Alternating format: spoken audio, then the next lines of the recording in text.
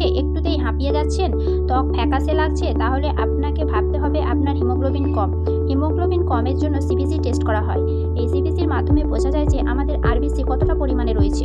এই হিমোগ্লোবিনকে 5 দিনে বাড়াতে চাইলে আমার চ্যানেলের পুরো ভিডিও ওয়াচ করুন। হিমোগ্লোবিন বাড়ানোর ঘরোয়া টোটকা উপায়। আয়রন সমৃদ্ধ খাবার গ্রহণ, যেমন মাংস, পালং শাক, ব্রকলি, ডালিম, ডিম, বিভিন্ন ধরনের ড্রাই ফ্রুটস।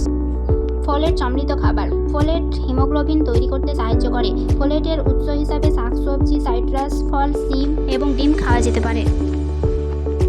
ভিটামিন সি এর যোগান। ভিটামিন সি আয়রনের শোষণকে উন্নত করে, তাই আয়রনের সাথে ভিটামিন সি সমৃদ্ধ খাবার যেমন কমলা, লেবু, টমেটো, বেরি জাতীয় ফল খেতে হিমোগ্লোবিন বৃদ্ধি পেতে সাহায্য করে। ভিটামিন বি12। এই ভিটামিন হিমোগ্লোবিন বাড়াতে সাহায্য করে। ডিম, মাছ, মাংস, দুগ্ধ জাতীয় খাবার ভিটামিন বি12 পাওয়া যায়। যথেষ্ট পানি পান। পর্যাপ্ত পানি পান করলে শরীরে হিমোগ্লোবিন সঠিকভাবে কাজ করতে পারে এবং অক্সিজেন পরিবহন করতে পারে। পর্যাপ্ত বিশ্রাম এবং শরীরচর্চা। পর্যাপ্ত বিশ্রাম ও নিয়মিত ব্যায়াম শরীরে রক্ত সঞ্চালন করতে সাহায্য করে ও হিমোগ্লোবিন উৎপাদনে সাহায্য করে।